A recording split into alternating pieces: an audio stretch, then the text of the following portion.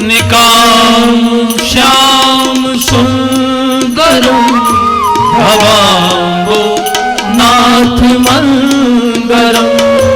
निकाम श्याम सुंदरम भवाम्बो नाथ मंगरम। प्रफुल्ल कंजलोचनम मदारी दोषमोचनम। प्रफुल्ल कंजलोचनम मदारी दोषमोचनम। नमामि भक्तवत्सलं कृपालु शीलकोमलं। नमामि भक्तवत्सलं कृपालु शीलकोमलं। भजामि ते पदाम्बुजं भजामि ते पदाम्बुजं। अकामिनां स्वधामदं नमामि भक्तवत्सलं कृपालु शीलकोमलं। नमामि भक्तवत्सलं कृपालु शीलकोमलं। कृपालु शीलकोमलं। कृपालु शीलकोमलं। बहुत भाव से अत्रि जी ने स्तुति की और माता अनुसुईया ने माता जानकी को पतिव्रत धर्म का उपदेश किया। बहुत सुंदर भेंट दी उनको, ऐसे वस्त्र दिए जो कभी धुलते नहीं थे, जिनको प्रेस करने की जरूरत नहीं थी, जिनको ड्राई क्लीनिंग की आवश्यकता नहीं थी। हमेशा जे नित नूतन अमल सुहाय। दिव्य भसन भूषण पहराए। ऐसे आभूषण ऐसे कपड़े मां ने पहनाए जानकी जी को जो नित्य नूतन लगते थे, जिन पर कभी मैल नहीं चढ़ता था। जे नित्य नूतन अमल सुहाय। और जानकी जी को कहा कि देवी जी आप तो पतिव्रत धर्म की साक्षात प्रतीक हैं, लेकिन आपके माध्यम से मैं संसार की नारियों को कहना चाहती हूं। ये कौन उपदेश कर रही हैं? जिन्होंने जिया है। ये पर उपदेश कुशल बहुत सारे लोग नहीं है। दूसरे को उपदेश करने में तो लोग बहुत एक्सपर्ट होते हैं। ये वो नारी है जिसने उसको जीवन में जिया है, जिसने अपने पतिव्रत धर्म से ब्रह्मा विष्णु महेश को अपना पुत्र बनाया है, जिसने अपने पतिव्रत धर्म से गंगा जी को लाया है। उस मां ने यह उपदेश किया, एक ही धर्म एक व्रत में मां काए बचन मन पति पद प्रेमा। एक ही धर्म एक व्रत ने मां काए बचन मन पति पद प्रेमा। बिनु श्रम नारी परम गति लहई। बिनु श्रम नारी परम गति लहई। पतिव्रत धर्म छाणी छल गई। पतिव्रत धर्म छाणी छल गई। तुम्ही मेरे मंदिर तुम्ही मेरी पूजा। तुम्ही देवता हो तुम्ही देवता हो। तुम्ही मेरे मंदिर तुम्ही मेरी पूजा। तुम्ही देवता हो तुम्ही देवता हो।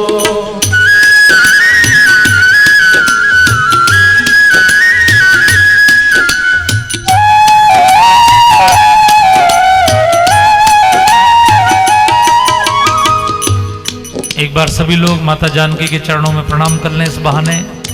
आज नवमी के दिन उनकी भी जन्म तिथि नवमी की ही है, उनको भी नवमी बड़ी प्रिय है। जनक सुता जग जननी जानकी अतिशय प्रिय करूं राम विधान की। जनक सुता जग जननी जानकी अतिशय प्रिय करूं राम विधान की।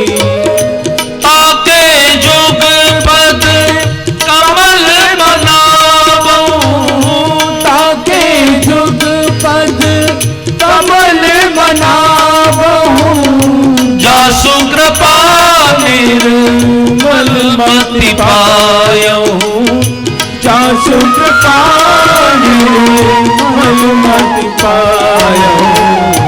मंगल भवन अमंगल हारी द्रबहु सुदशरथ अजिर बिहारी। मंगल भवन अमंगल हारी द्रबहु सुदशरथ अजिर बिहारी।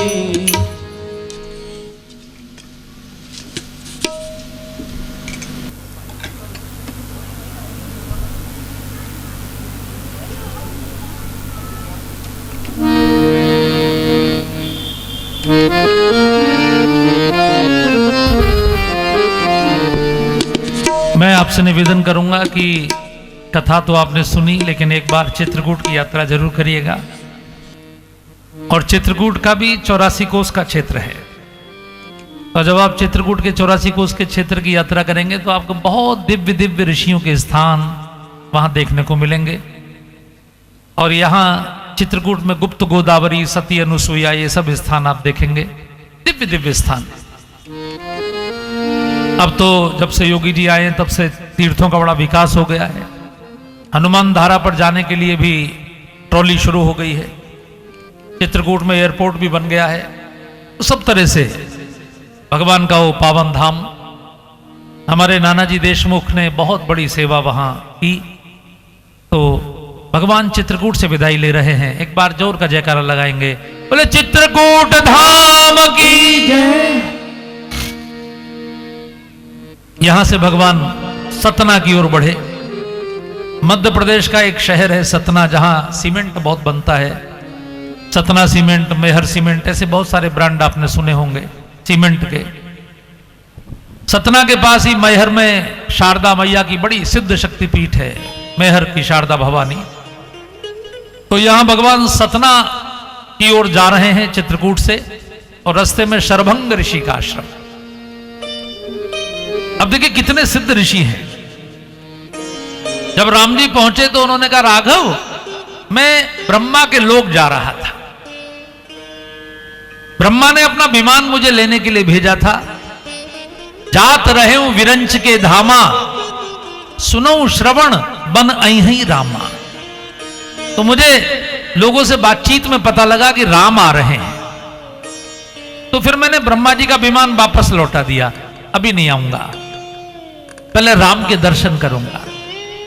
और हे राम, तब से मैं आपके दर्शन के लिए बैठा हूं। अच्छा, बैठे कितने किलोमीटर पर है?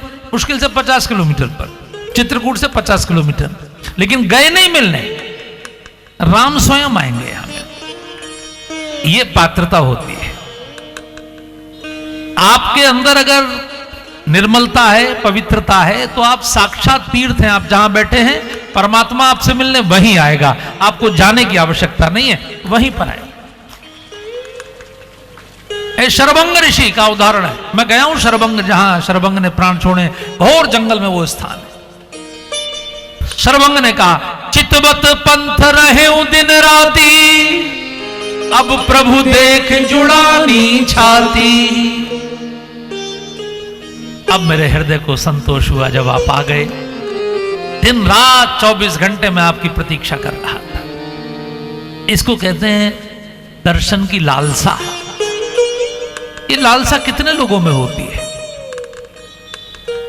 दुनिया की हर चीज की लालसा हमको होती है, लेकिन भगवान के दर्शन की लालसा कहां होती? बहुत मुश्किल है, बहुत मुश्किल। शरभंग ऋषि को परम गति भगवान ने अपनी आंखों के सामने प्रदान की। उन्होंने कहा, जाना मत राघव तब तक, मैं यहीं योगाग्नि में अपने प्राण अर्पित करूंगा। भगवान के सामने ही उनके प्राण भस्म हुए, भगवान में समाये। और अब यहां से भगवान सतना पहुंचे हैं, ऋषि मुनि लोग उनके साथ हैं। उन्होंने हड्डियों के ढेर देखे तो ऋषियों से पूछा ये किन की हड्डियां हैं। ऋषियों ने कहा प्रभु राक्षसों ने ऋषियों को मार के हड्डियों के ढेर लगा दिए। निश्चर निकर सकल मुनि खाए, सुन रघुवीर नयन जल छाए। और वहीं पर भगवान ने दोनों भुजाएं उठाकर प्रतिज्ञा की, निश्चरहीन करो मही भुज उठाई प्रण की, और सकल मुनिन के आश्रमन जाई जाई सुख दी। भगवान ने कहा मैं पूरी पृथ्वी पर एक भी राक्षस को जीवित नहीं छोड़ूंगा। ये कितना बड़ा संकल्प है भाई साहब। हम लोग छोटा छोटा संकल्प करने से डरते हैं। भगवान संकल्प कर रहे हैं, निश्चरहीन करो मही, पूरी पृथ्वी पर, केवल यूपी से नहीं, केवल भारत से नहीं, केवल एशिया से नहीं, संपूर्ण भूमंडल को राक्षसों से रहित कर दूंगा। और अब किसी भी ऋषि को थाने में एफआईआर लिखवाने नहीं जाना पड़ेगा, क्योंकि हो सकता है थाने वाले उनसे मिले हो तो एफआईआर ना लिखे। भगवान ने कहा मैं आऊंगा सबके पास। इसलिए भगवान सबके आश्रम जा रहे हैं। सकल मुनिन के आश्रमन जाई जाई सुख दी। अब घबराने की आवश्यकता नहीं।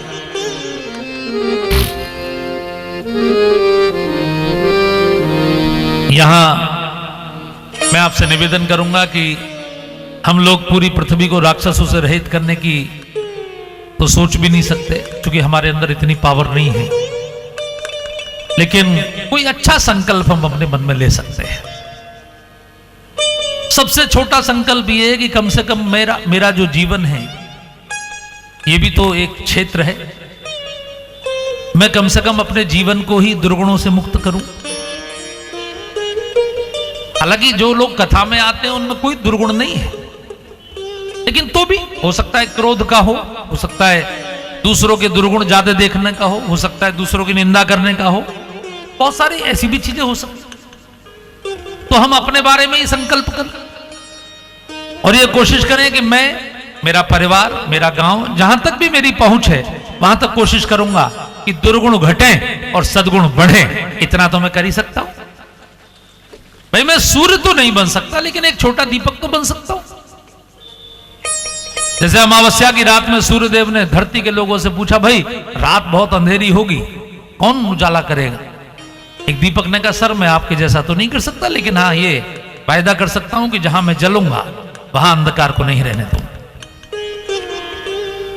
तो यदि हमारे अंदर किसी भी प्रकार का कोई ऐसा विषय है जो हमको अच्छा नहीं लगता, जो वो तंबाकू भी हो सकता है, वो गुटखा भी हो सकता है, वो कोई खाने पीने की चीज भी हो सकती है, वो कोई वैसा गुण भी हो सकता है, उसको हम आज संकल्प करें। आज मार्गशीर्ष के शुक्ल पक्ष की नवमी है। इस महीने का नाम ही अगहन है। अगहन माने, अघ माने पाप, पापों को मिटाने वाला। ये बड़ा पवित्र महीना है। भगवान ने गीता में कहा, महीनों में मैं मार्गशीर्ष हूं, अगहन का महीना हूं। और यहां से भगवान अब आगे बढ़े हैं। मध्य प्रदेश के जंगलों में होते हुए ये पूरा राम वन गमन मार्ग आज है। अगर आप अपने मोबाइल पर डालेंगे राम वन गमन मार्ग तो पूरा आ जाएगा।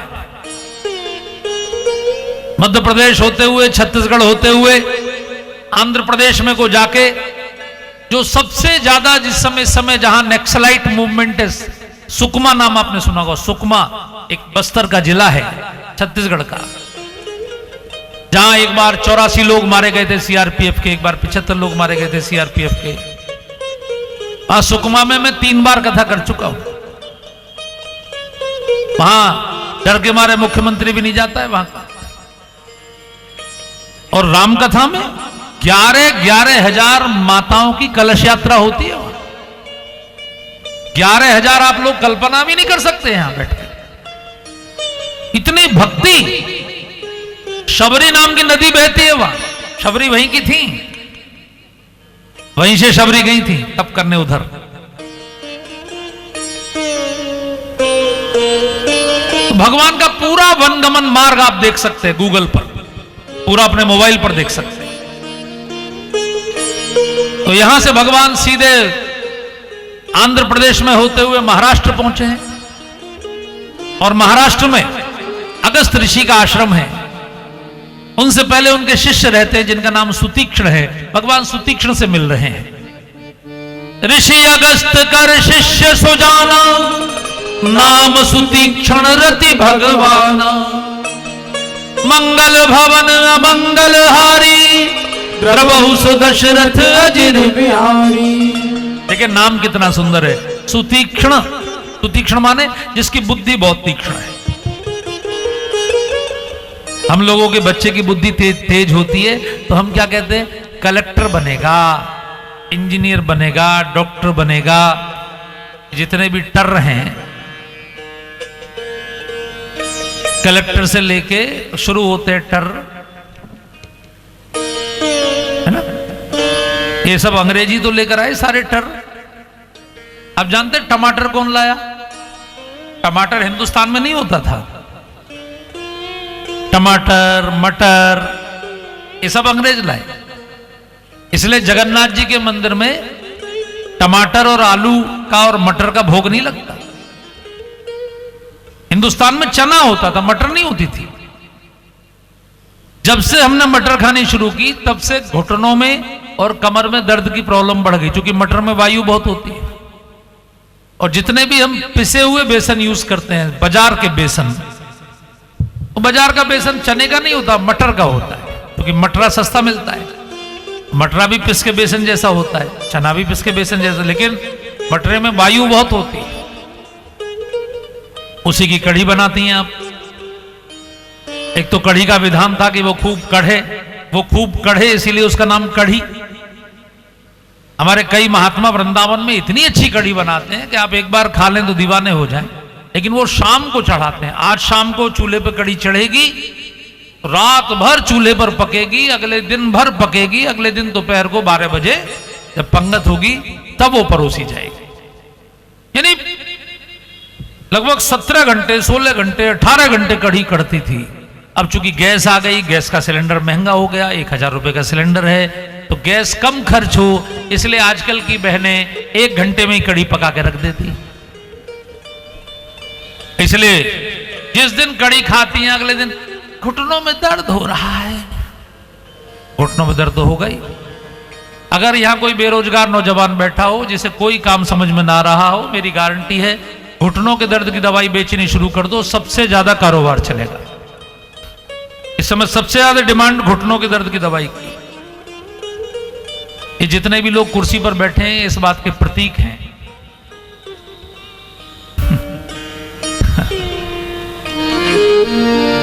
बड़ी समस्या है। कहां थे हम, कथा भूल गए इस चक्कर में।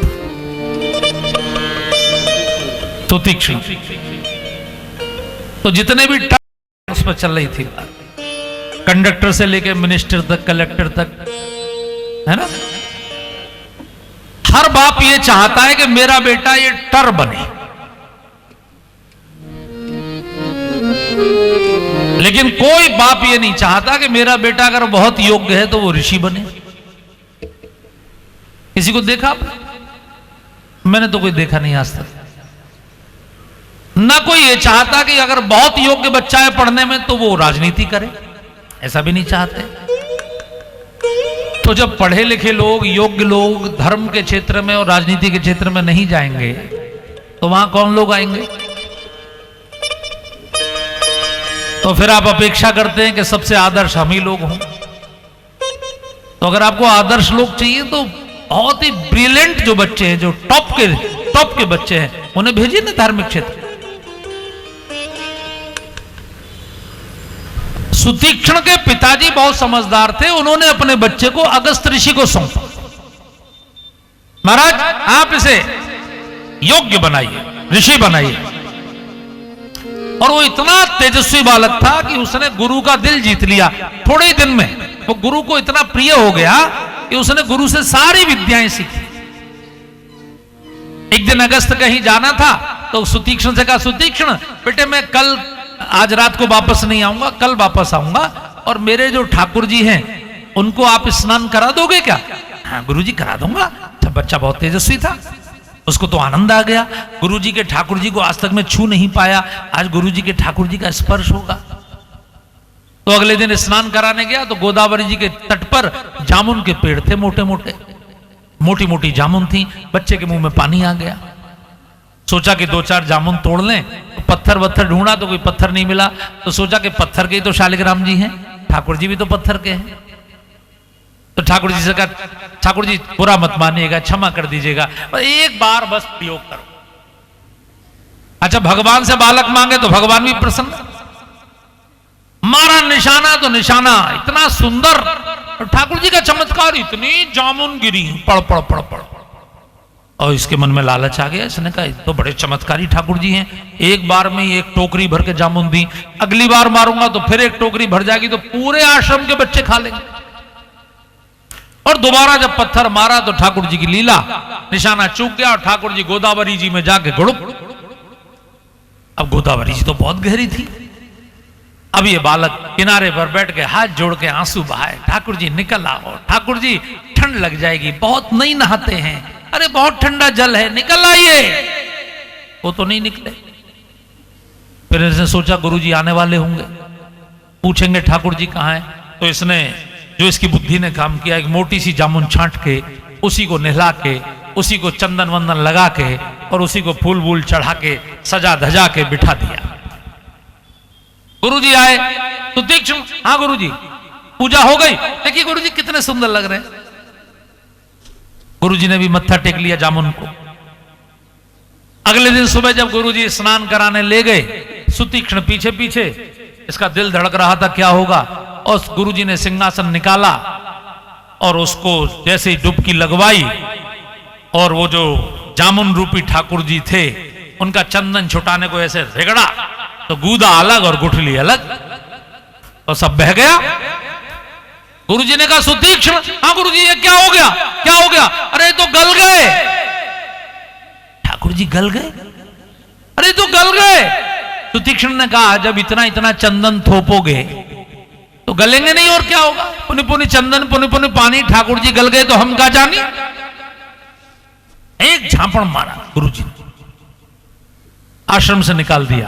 खबरदार, अब तभी प्रवेश होगा जब मेरे ठाकुर जी को लेकर आओ। अच्छा और कोई बच्चा होता तो खुश हो जाता, कहता है अच्छा मौका मिल गया, घर जाने का अवसर मिल गया। लेकिन वो बच्चा घर नहीं गया। उसने कहा गुरुदेव अब पत्थर वाले ठाकुर जी लेकर नहीं आऊंगा, अब आऊंगा असली वाले ठाकुर जी लेकर आऊंगा। और तब से वो बच्चा आश्रम बनाकर बैठ गया, अपनी अलग कुटिया बना ली उसने, और इतना तप किया उसने कि आज भगवान उसकी कुटिया पर स्वयं आए हैं। भगवान ने पहले उसको दर्शन दिया, उसको वरदान दिए, उसने बड़ी सुंदर स्तुति की। और ये दुनिया का वो शिष्य है जो अपने गुरु को दर्शन करा रहा है भगवान का। वैसे गुरु दर्शन कराते हैं चेले को, लेकिन ये चेला गुरु को दर्शन करा रहा है। ये लेकर गया अगस्त ऋषि के आश्रम में, कहा गुरुदेव आपके ठाकुर जी ले आया हूं। देखिए अकेले नहीं आए हैं, लक्ष्मण जी और जानकी जी सहित आए।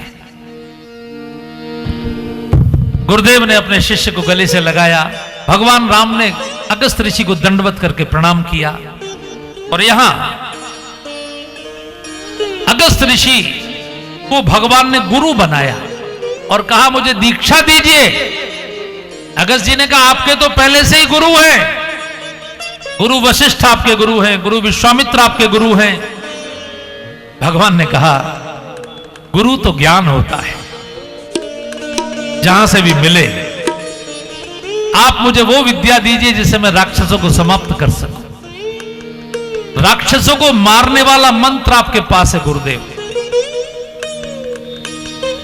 ये ध्यान से सुनिए बात। गुरु कौन है? आप एक छोटी सी बात समझ लीजिए कि जिसके प्रति भी आपके मन में गुरु जैसी श्रद्धा है वो कौन है?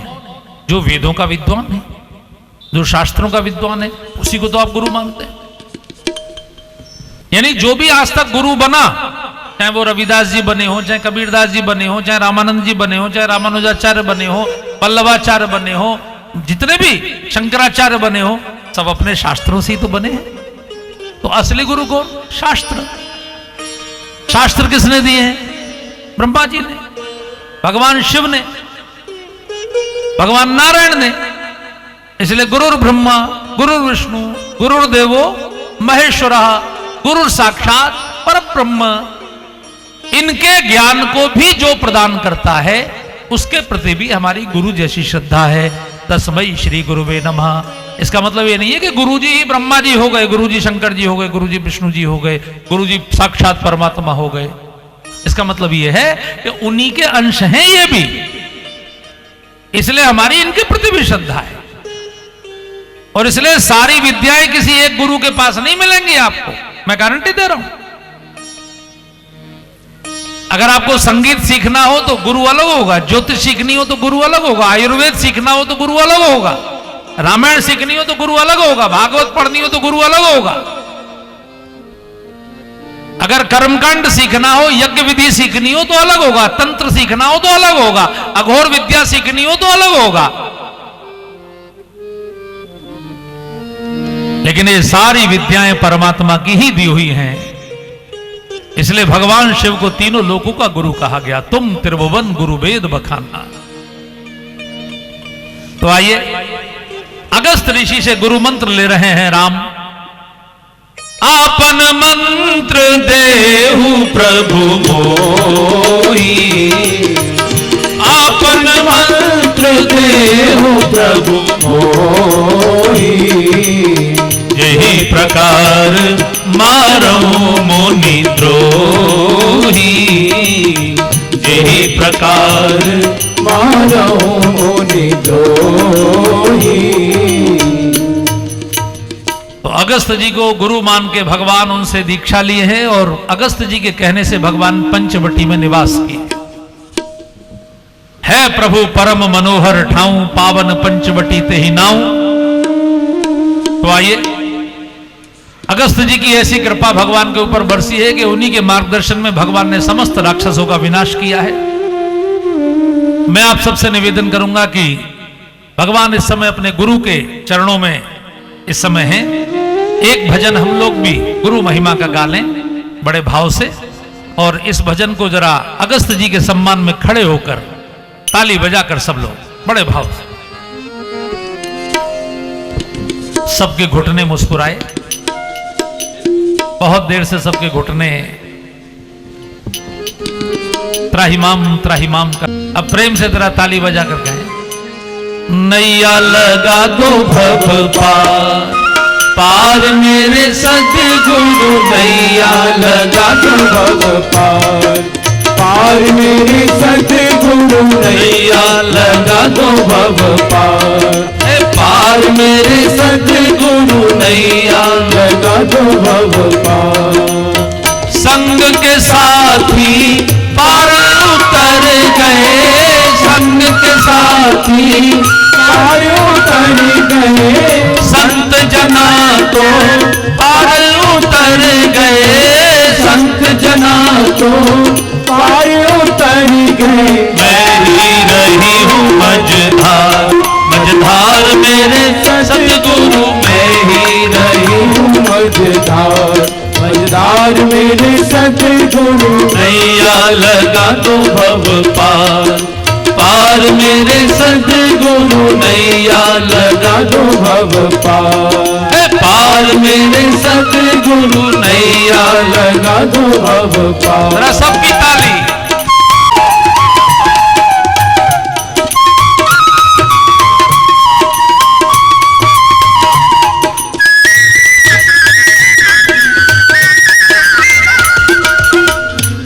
एक कृपा और करनी है आपको कि आपको अपने आगे खाली जगह देखनी है। आपके आगे यदि खाली जगह है तो बड़ी कृपा करके आगे सरक जाइए, जिससे कि अभी पीछे जो अन्य बंधु आएंगे उनको जगह मिलेगी। और माताओं में तो खैर खाली जगह नहीं है, लेकिन फिर भी मैं देख रहा हूं इधर एक थोड़ी खाली जगह है, तो आपके आगे अगर खाली जगह है तो उसे पूरा कर लीजिए। भव सागर में डूब रही हूँ, भव सागर में डूब रही हूँ, भव सागर में डूब रही हूँ, भव सागर में डूब रही हूँ। तुम ही हो मेरे पतवार, पतवार मेरे सद्गुरु, तुम ही हो मेरे पतवार, पतवार मेरे सद्गुरु, नैया लगा दो भव पार, पार मेरे सद्गुरु, नैया लगा दो भव पार, हाँ, पार मेरे सद्गुरु, नैया लगा दो भव पार। तुम बिन मेरा और न कोई, तुम बिन मेरा और न कोई। ये जो पंक्तियां आप गा रहे हैं ये मीराबाई जी की गाई हुई पंक्तियां हैं, इसलिए आप अपने मुख से गाएंगे तो अपनी भी वाणी पवित्र होगी। सभी लोग गाएं। तुम बिन मेरा और न कोई, तुम बिन मेरा और न कोई। देखा है नजर पसार, पसार मेरे सद्गुरु, देखा है नजर पसार, पसार मेरे सद्गुरु, नैया लगा दो भव पार, पार मेरे सद्गुरु, नैया लगा दो भव पार, है पार मेरे सद्गुरु, नैया लगा दो भव पार।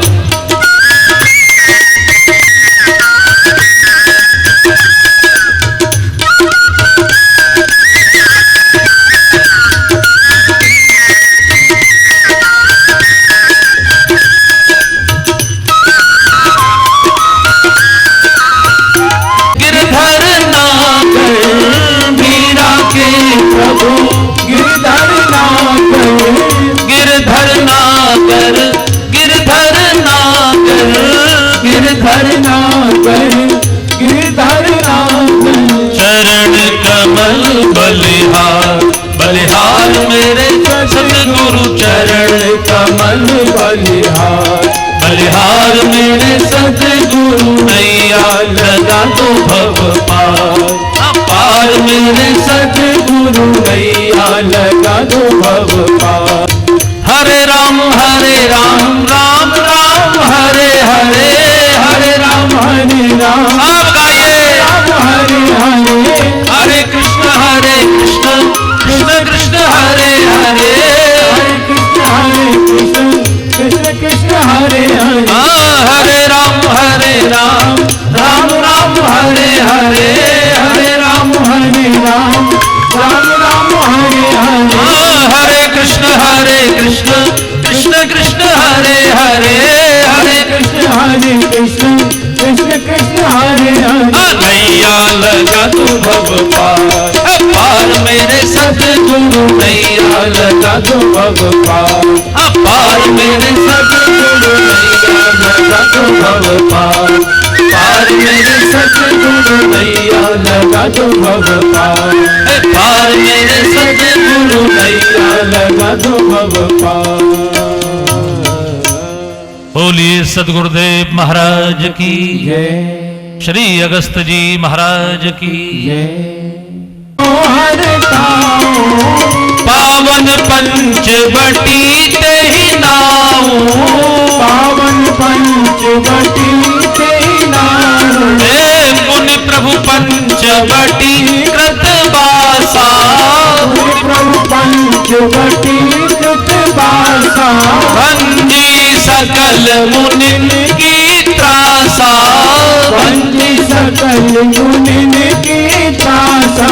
नैया लगा दो भव पार, पार मेरे सद्गुरु, नैया लगा दो भव पार, पार मेरे सद्गुरु, नैया लगा दो भव पार।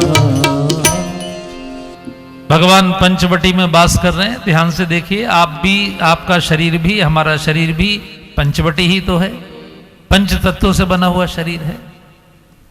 जब तक इसमें भक्ति नहीं आएगी, ज्ञान नहीं आएगा, वैराग्य नहीं आएगा, तब तक ये भी सूखा सूखा रहेगा, रूखा रूखा रहेगा, बुझा बुझा जीवन रहेगा। लेकिन जब इस शरीर रूपी पंचवटी में ज्ञान भक्ति वैराग्य रूपी सीताराम लक्ष्मण जी आ जाएंगे तो ये पंचवटी भी हरी भरी हो जाएगी। ये हम सबका शरीर भी पंचवटी है, पंच महाभूतों का, पंच तत्वों का शरीर। छित जल पावक गगन समीरा, पंच रचिते है अधम शरीरा। लेकिन पंचवटी को अगस्त्य ऋषि क्या बोल रहे हैं? परम रम्य है प्रभु, परम मनोहर ठाऊं। आप जब जाएंगे कुंभ के मेले में, अगर नासिक जाएंगे कभी, तो आप देखेंगे कि अगस्त के महीने में, जुलाई के महीने में यहां सड़ी हुई गर्मी पड़ती है, लेकिन आप नासिक में देखेंगे कि वहां आपको दोपहर में भी चादर ओढ़नी पड़ेगी, इतना ठंडा मौसम रहता है। एकदम सुंदर मौसम 12 महीने। दुनिया की सबसे अधिक प्याज, दुनिया का सबसे अधिक अनार, दुनिया का सबसे अधिक अंगूर, दुनिया का सबसे अधिक संतरा, दुनिया का सबसे मीठा अनानास, यानी सारे फल, सारी सब्जियां दिव्य। यहां पर अनार बिकता है 100 रुपए किलो, वहां अनार बिकता है 10 रुपए किलो। इतना अधिक वहां उत्पादन है। अगस्त ऋषि ने भगवान श्री राम को रुकने के लिए दुनिया के सबसे सुंदर क्षेत्र में, वहीं पर त्र्यंबकेश्वर महादेव का ज्योतिर्लिंग है, वहीं पर गोदावरी नदी का उद्गम है, गौतम ऋषि के तप का फल है। उसका नाम ही तपोवन है। उसका नाम नासिक तो बाद में पड़ा, क्योंकि संस्कृत में नाक को नासिका बोलते हैं। तो जहां सूर्पणखा की नाक काटी गई, तो वहीं पर वो नाक के कारण नासिक नाम की जगह प्रसिद्ध हो गई। आज वो नासिक नाम का शहर प्रसिद्ध है। वहां भगवान इस समय पंचवटी में विराजमान है, और भगवान के रहने से पंचवटी इतनी खूबसूरत हो गई, इतनी सुंदर हो गई, क्योंकि भगवान जहां रहते हैं पेड़ बहुत लगाते हैं। अब आप देखिए बगीचा कितना सुंदर है, इसमें पेड़ हैं, पेड़ों के कारण कितना सुंदर है। यहां जितने भी बुजुर्ग बैठे हैं उन सबको ध्यान होगा, हर गांव में कितने बगीचे होते थे, कितने बाग होते थे। हमारे बुजुर्ग कितने बाग लगाते थे। अब बाग का बहुत, आपके यहां तो भी कुछ दिखाई पड़ते हैं, नहीं तो ज्यादातर बाग खत्म हो गए, और फिर कह रहे हैं ऑक्सीजन नहीं है। तो ऑक्सीजन कहां से आई? पेड़ थे तो ऑक्सीजन थी, पक्षी थे बहुत सारे, बायोडाइवर्सिटी थी।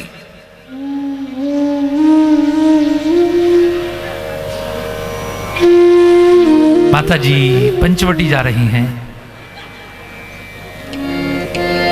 मां को कुर्सी दे दो घुटनों में।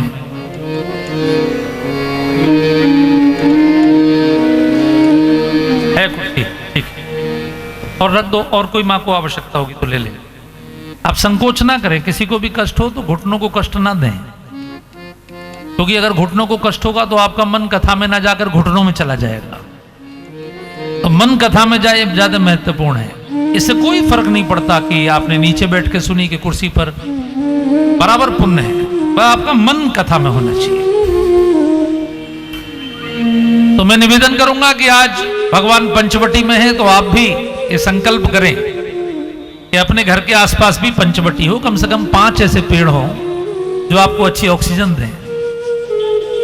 आंवले का पेड़ हो, आम का पेड़ हो, और भी आप पेड़ सोच सकते हैं जो भी अच्छे पेड़ आपको लगते हो, क्योंकि जहां आप रहेंगे ऑक्सीजन तो आप ही भोगेंगे उसकी। आप दुनिया की मत सोचिए। अगर आपके पास नीम का पेड़ है तो वो नीम का पेड़ वायु शुद्ध करके आप ही को तो देगा। जहां आप काम करते हैं और जहां आप रहते हैं, दोनों जगह पर आपके बच्चों को अच्छी ऑक्सीजन मिल जाए, ये बहुत बड़ी बात है। क्योंकि पानी आप पिएंगे 3-4 घंटे बाद, खाना खाएंगे आप 8 घंटे बाद, लेकिन सांस लेंगे आप 10 सेकंड बाद, 20 सेकंड बाद। आपके शरीर पर सबसे बड़ा प्रभाव वायु का है, इसलिए अपनी वायु को शुद्ध करते चलें, और कम से कम इतने पेड़ तो लगाएं, क्योंकि हम सब जब मरेंगे तो हमारी जब चिता जलेगी तो उसमें पेड़ लगेंगे कि नहीं लगेंगे? हम सबकी चिता में जो लकड़ी लगेगी वो कहां से आएगी? तो कम से कम इतने पेड़ लगाएं जितना फर्नीचर हमने यूज किया, जितनी हमारे घर की किबाड़े बनी, तखत बने, मेजे बनी, बेड बने, सोफे बने, कम से कम उतनी लकड़ी तो लगाता। मंगल भवन अमंगल हारी, प्रभु सुदशरथ अजिर बिहारी। सूपनखा रावण के बहिनी, दुष्ट हृदय दारुण जस अहिनी। पंचवटी सो गई एक बारा, देख बिकल भई जुगल कुमारा। तुम सम पुरुष न हो सम नारी, यह संयोग विधि रचा विचारी। आपको सब लोग एक साथ मिलेंगे। इतने बड़े ऋषि से अभी आप मिले, अगस्त ऋषि से। अगस्त कितने बड़े ऋषि हैं आप सोचिए। ये दुनिया का जो सबसे धनी मंदिर है तिरुपति बालाजी का मंदिर, तिरुपति बालाजी की मंदिर की स्थापना अगस्त ऋषि ने की। देश में 3 ज्योतिर्लिंग हैं जिनकी स्थापना अगस्त ऋषि के द्वारा हुई है, रामेश्वरम, मल्लिकार्जुन और केदारनाथ। देश की 2 बड़ी नदियां प्रवाहित करने वाले ऋषि का नाम अगस्त है, कावेरी और महानदी। जैसे उत्तर में ध्रुव का तारा चमकता है, वैसे दक्षिण में अगस्त का तारा चमकता है। पूरे 7 महासमुद्रों को पार करके पूरे विश्व में भक्ति का प्रचार करने का काम करने वाले ऋषि का नाम अगस्त है। इसलिए आज भी अगस्त के प्रति इतनी श्रद्धा है कि जुलाई के बाद अंग्रेजों के कैलेंडर में भी अगस्त का महीना आता है। आज भगवान अगस्त ऋषि के मार्गदर्शन में पंचवटी में है।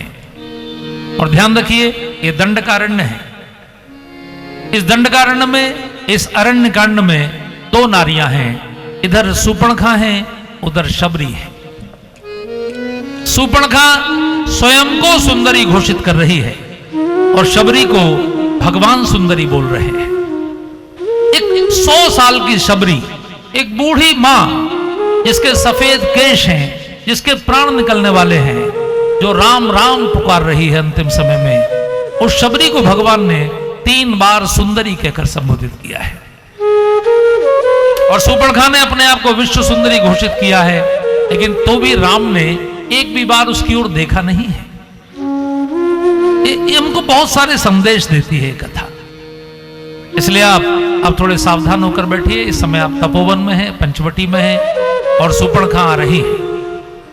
सूर्पणखा का जो सेंटर था, वो सूर्पणखा कोई छोटी मोटी चीज नहीं है। सूर्पणखा उस समय की गवर्नर है उस क्षेत्र की, पूरे महाराष्ट्र की, पूरे जनस्थान की। उसके अंडर में 14,000 मिलिट्री रहती है, 14,000 सैनिक उसके अंडर में हैं। 3 बड़े बड़े कमांडर्स हैं जिनका नाम है खर, दूषण और त्रिशरा। सूर्पणखा लाल बत्ती की गाड़ी में चलती है, हूटर लगा के। बहुत सारे कमांडोज भी इसके साथ रहते होंगे।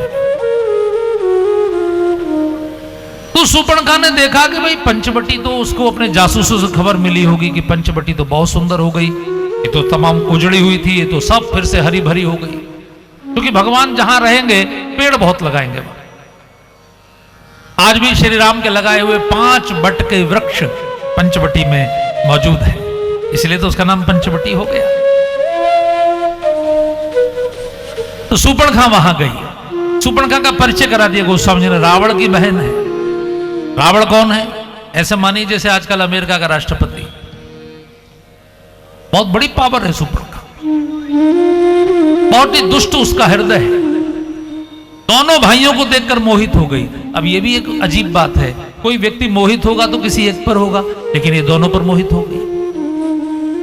मोहित होना कोई बुरी बात नहीं है, मोहित लोग होते हैं। जानकी जी ने पुष्पवाटिका में राम जी को देखा तो मोहित हो गई, लेकिन ये दोनों पर मोहित हुई। ये राक्षसी कल्चर है। आत्मा का जो संबंध होगा वो एक का एक के साथ होगा। और केवल हम अपने को शरीर मानेंगे तो, केवल वासना मानेंगे तो उसका तो कोई अंत नहीं है। तो राम जी पर ज्यादा मोहित हुई होगी। अब राम जी बैठे अपनी पत्नी के साथ, इसको इतनी भी शर्म नहीं आई कि इनकी पत्नी इनके साथ बैठी है।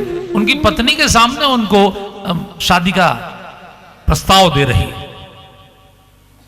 सीधी राम जी के पास पहुंची और सीधे उसने घोषणा की कि मैं मिस यूनिवर्स हूं। अभी अभी मैं मिस यूनिवर्स का इलेक्शन जीत कर आई हूं।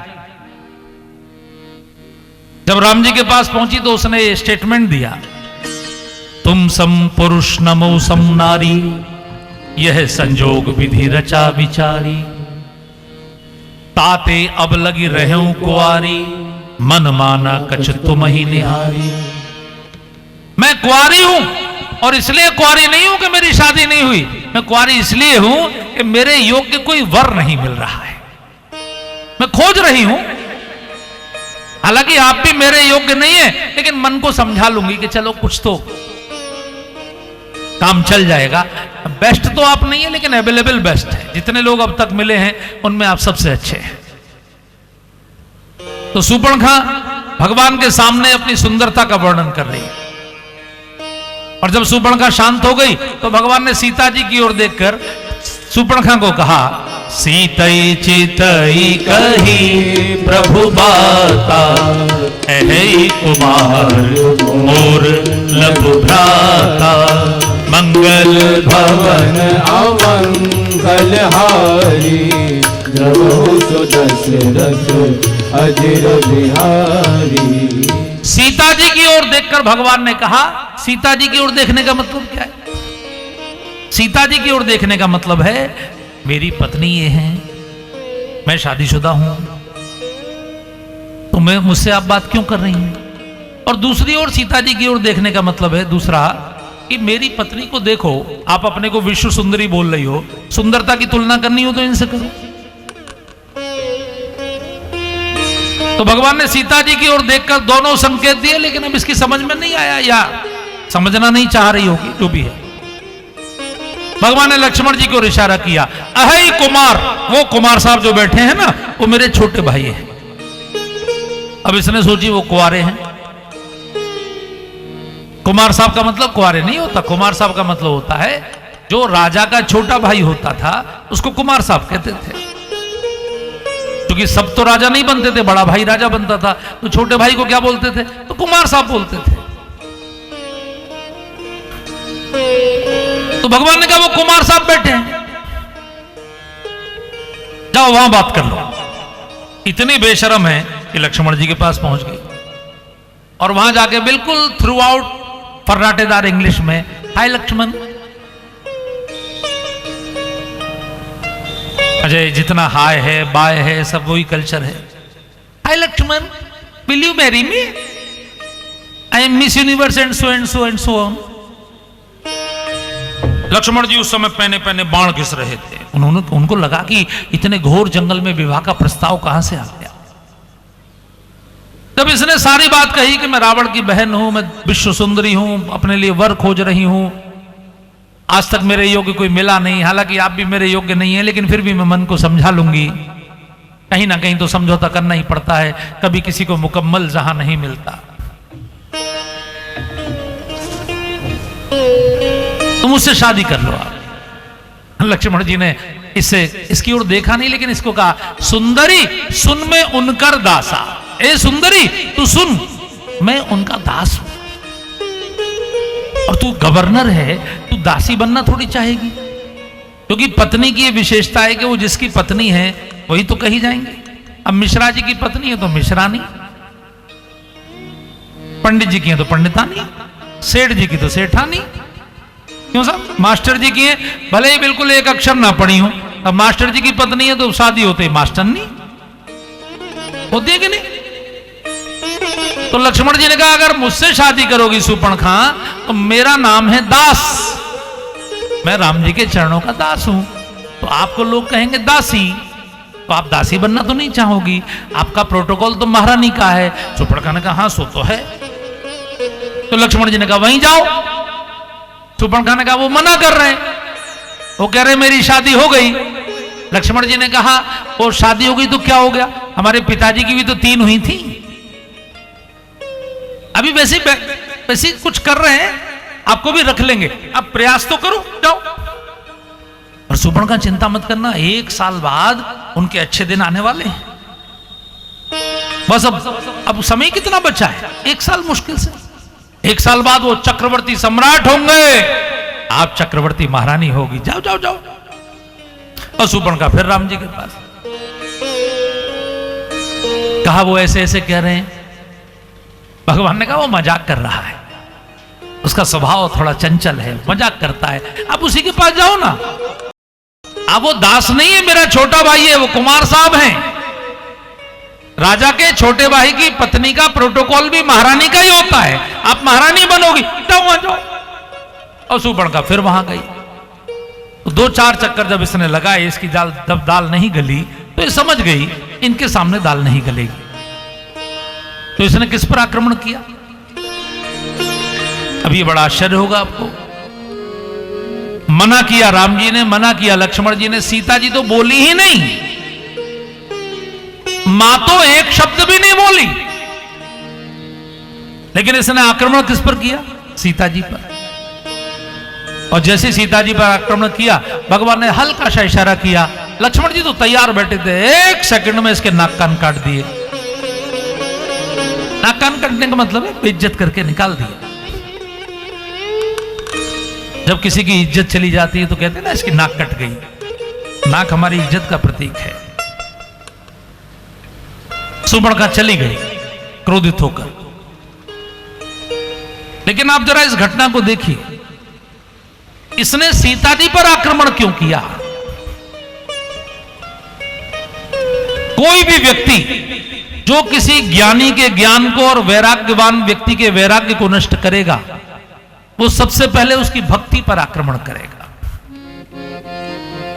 हिंदुस्तान के ज्ञान को जिन लोगों ने नष्ट करने की कोशिश की, उन्होंने हमारी भक्ति पर आक्रमण किया। इस देश के सनातन धर्म को जब नष्ट किया और इस देश को जब बौद्ध बनाया गया, तो सम्राट अशोक ने जब अपना धर्म परिवर्तन किया, जब वो बौद्ध बना, तो उसने भारत के तमाम मंदिर तोड़े। ये जो गलत इतिहास हमको पढ़ाया जाता है, कलिंग के युद्ध के बाद वो बौद्ध बना, ये गलत है। उड़ीसा के 5 लाख लोग खड़े हो गए अशोक के सामने। हिंदुस्तान में जनता कभी नहीं लड़ती थी, जनता अपने गांव में रहती थी आराम से। कौन नृपहु हमई का हाल, राजा लड़ते थे। जनता को तो टैक्स देना होता था, जो भी राजा बनेगा उसको टैक्स देंगे। लेकिन जब वो जगन्नाथ जी का मंदिर तोड़ने गया तो पूरा देश खड़ा हो गया, 5 लाख लोग मारे गए। ये जो हमको पढ़ाया जाता है कि उसके बच्चे श्रीलंका में धर्म प्रचार करने ऐसे ही नहीं गए, तलवार लेकर गए। जहां भी नारायण बैठे थे, जहां भी हमारे देवता बैठे थे, सब हटा के बुद्ध बिठा दिए। उसके बाद फिर जब शंकराचार्य ने शास्त्रार्थ में परास्त किया, तो फिर से सनातन धर्म खड़ा हुआ। फिर आक्रमण हुआ इस्लाम का। वो राज्य करने नहीं आए थे, हमारे राजा बेवकूफ थे, उनको सोच रहे थे राज्य करेंगे, इसलिए उनको छोड़ दिया। 16 बार माफ किया, उन्होंने एक बार भी माफ नहीं किया। उन्होंने किस पर आक्रमण किया? आपकी भक्ति पर, आपके भक्ति के केंद्रों पर। आपका काशी, आपका मथुरा, आपका अयोध्या, आपका प्रत्येक तीर्थ तोड़ा गया। इस पूरे उत्तर भारत में मुझे एक भी मूर्ति आप नहीं दिखा सकते जो 500 वर्षों से ज्यादा पुरानी हो। सारी मूर्तियां 500 वर्ष के अंदर की है, सब खत्म कर दिया। श्रद्धा नहीं तोड़ पाए, श्रद्धा थी हमारी, इसलिए हमने फिर से बना लिए अपने मंदिर। लेकिन वेदों के केंद्रों को नष्ट किया, सारी शिक्षा व्यवस्था बदल दी। बाबर ने केवल बाबरी नहीं बनवाई थी, इस देश में मदरसों की शुरुआत बाबर ने की थी।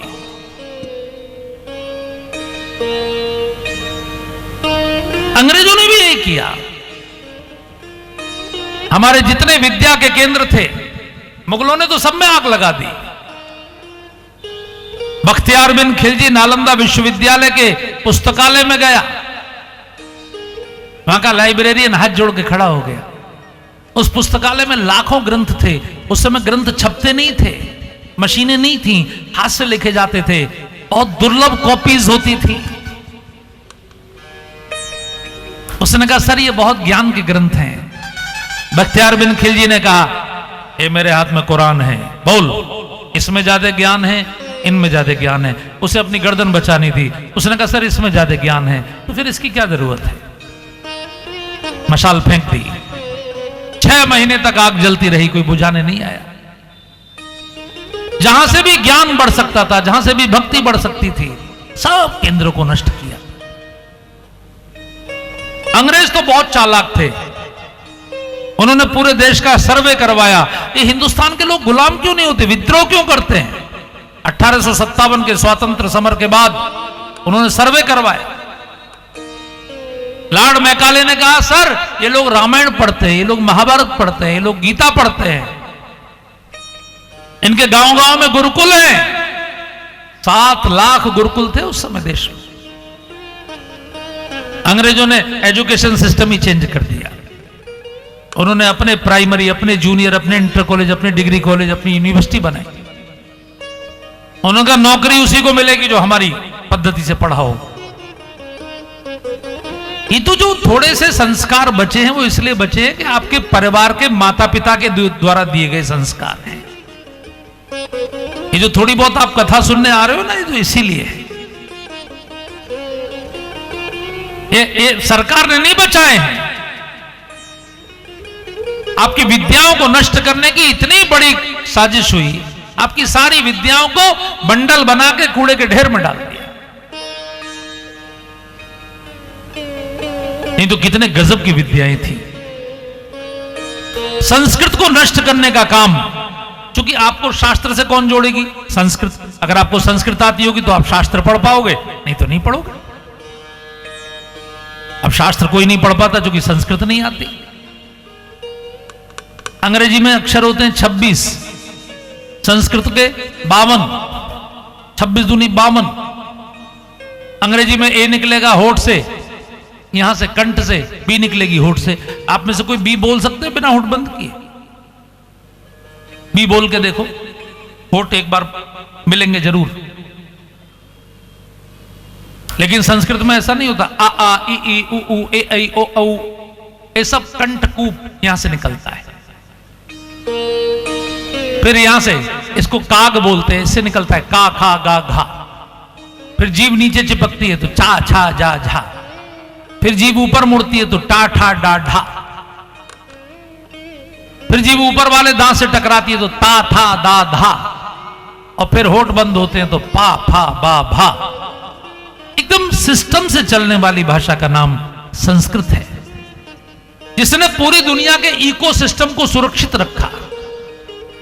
जब तक संस्कृत के विद्वानों की विद्याएं चली, तब तक ना पानी प्रदूषित हुआ, ना वायु प्रदूषित हुई, ना धरती प्रदूषित हुई, ना आकाश की ओजोन की लेयर में छेद हुए, ना ऑक्सीजन की कमी हुई। लेकिन जब से अंग्रेजी का शासन पिछले 150 वर्षों से आया, तब से इस देश में जहां दुनिया की सर्वाधिक नदियां थी, सुजलाम सुफलाम मलयज शीतलाम के देश में हेमा मालिनी एक्टिंग छोड़ के घर घर में कैंट के आरओ बेचने लगी। पानी इतना प्रदूषित हो गया, घर घर में आरओ। वायु प्रदूषित हो गई। ये थोड़ा ध्यान से देखिए। सूर्पणखा जब भी आक्रमण करेगी आपकी भक्ति पर, आपकी संस्कृति पर, हमारे देश के लोगों का भेष बदल गया। जितने लोग कथा सुनने आए हैं, उनमें से धोती वाले अगर गिने जाएंगे तो आपके क्षेत्र में तो अभी लोग पहन रहे हैं, चलिए ये भी गनीमत है, 20-25 लोग धोती पहन कर आए। बाकी पैंट पहन कर आए या पजामा पहन कर आए। तो मैं कोई मना नहीं कर रहा हूं, मैं केवल आपको एक स्मृति जगा रहा हूं, एक ध्यान दिला रहा हूं कि हम लोग इतना भी संकल्प नहीं कर पाते कि वर्ष में एक 12 महीने होते हैं, तो वर्ष के 12 दिन हम ये संकल्प करें कि 12 दिन हम धोती पहनेंगे। क्योंकि हमारे परदादा, हमारे लकड़दादा, हमारी पीढ़ियां तो सब धोती कुर्ता ही पहनते थे। पैंट कौन लाए? अंग्रेज लाए। पजामा कौन लाया? मुगल लाए। हमारा क्या है? हमारा धोती कुर्ता है। तो सोसाइटी में आपको नहीं जमता तो मत पहनिए, लेकिन